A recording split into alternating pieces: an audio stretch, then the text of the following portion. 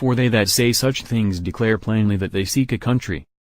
And truly, if they had been mindful of that country from whence they came out, they might have had opportunity to have returned. But now they desire a better country, that is, an heavenly, wherefore God is not ashamed to be called their God, for he hath prepared for them a city.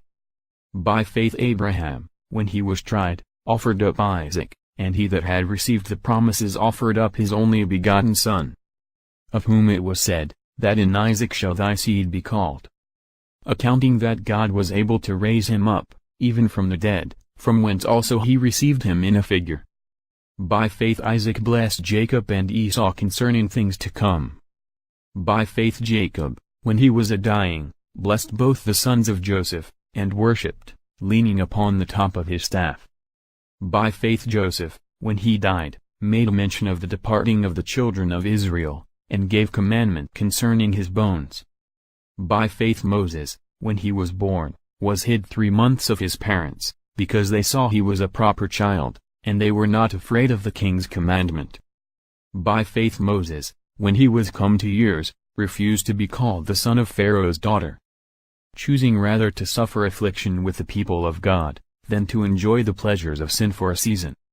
Esteeming the reproach of Christ greater riches than the treasures in Egypt, for he had respect unto the recompense of the reward. By faith he forsook Egypt, not fearing the wrath of the king, for he endured, as seeing him who is invisible. Through faith he kept the Passover, and the sprinkling of blood, lest he that destroyed the firstborn should touch them.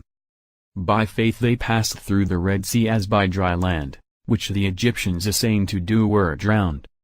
By faith the walls of Jericho fell down, after they were compassed about 7 days.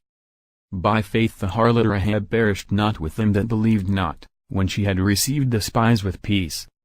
And what shall I more say? For the time would fail me to tell of Gideon, and of Barak, and of Samson, and of Jephthah, of David also, and Samuel, and of the prophets, who through faith subdued kingdoms, wrought righteousness, obtained promises, stopped the mouths of lions, quenched the violence of fire, escaped the edge of the sword, out of weakness were made strong, waxed valiant in fight, turned to flight the armies of the aliens. Women received their dead raised to life again, and others were tortured, not accepting deliverance, that they might obtain a better resurrection.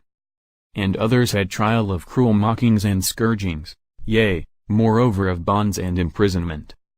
They were stoned, they were sawn asunder, were tempted, were slain with the sword, they wandered about in sheepskins and goatskins, being destitute, afflicted, tormented, of whom the world was not worthy. They wandered in deserts, and in mountains, and in dens and caves of the earth.